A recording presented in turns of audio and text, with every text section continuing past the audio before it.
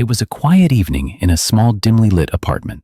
Outside, the wind rattled the old windows and the city lights flickered in the distance. This is the story of a woman, a mother, who had nothing left but the breath in her lungs and the hope she didn't yet know she had. A single mother trying to raise her little child in a world that often felt cold and unforgiving. Before she found her faith, before she knew the comfort of God's hand, her days were a constant battle between survival and surrender.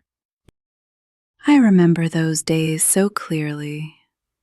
The alarm would ring before the sun came up, and I would force myself out of bed, knowing there was no choice. My little one needed breakfast. I had to prepare her for school and then rush to work. Every day felt like running a race I could never win. No matter how hard I worked, the bills piled up faster than I could pay them. I would look at my child, sleeping so peacefully, and feel a pang of guilt, because deep down, I feared I was failing her. The fridge was often nearly empty. If she got sick, I would panic, knowing I didn't have enough for the doctor's visit, let alone the medicine. There were moments I would pretend to be fine, smiling at her so she wouldn't worry. But inside, my heart was breaking. I told myself I had to be strong. But every night when she closed her eyes, I felt the weight of the world crash down on me again. I didn't know then that God was already watching, already planning a way to lift me out of that darkness.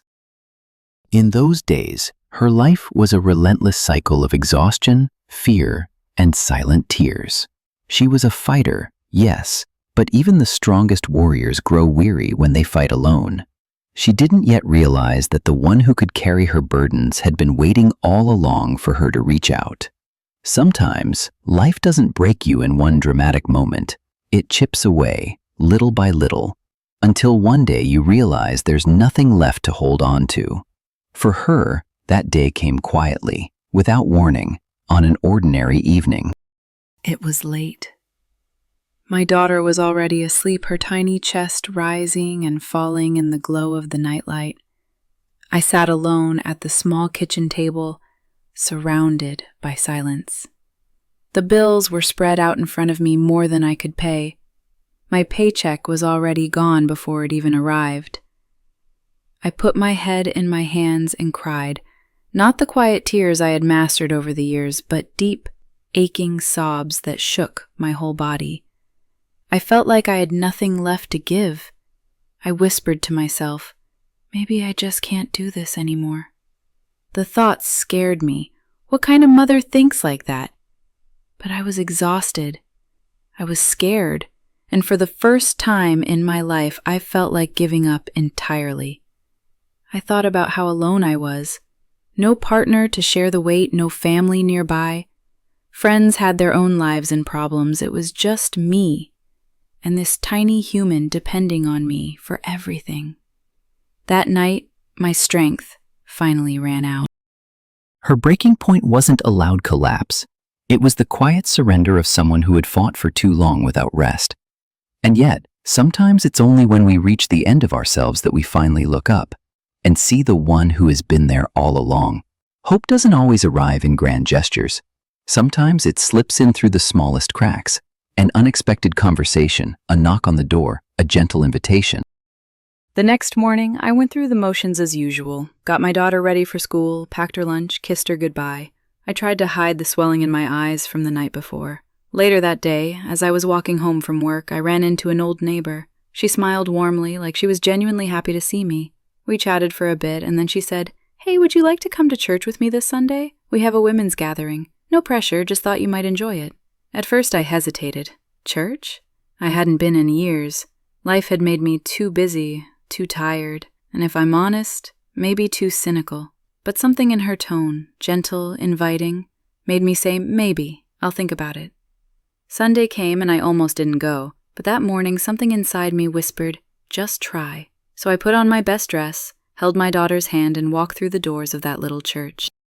She didn't know it yet, but that small step, one simple yes, would begin the most beautiful chapter of her life. Faith rarely transforms a life overnight. It works gently, like the sun melting frost, warming the coldest corners of the heart.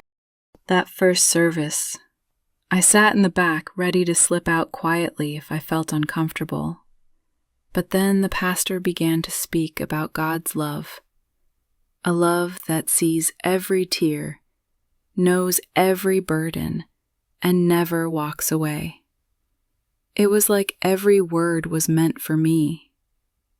My chest ached as if someone had placed a mirror in front of my soul. For the first time in years, I felt something break. Not in despair, but in relief. That week, I started praying. At first, I didn't know what to say. I just poured my heart out, my fears, my needs, my guilt. Slowly, something shifted inside me.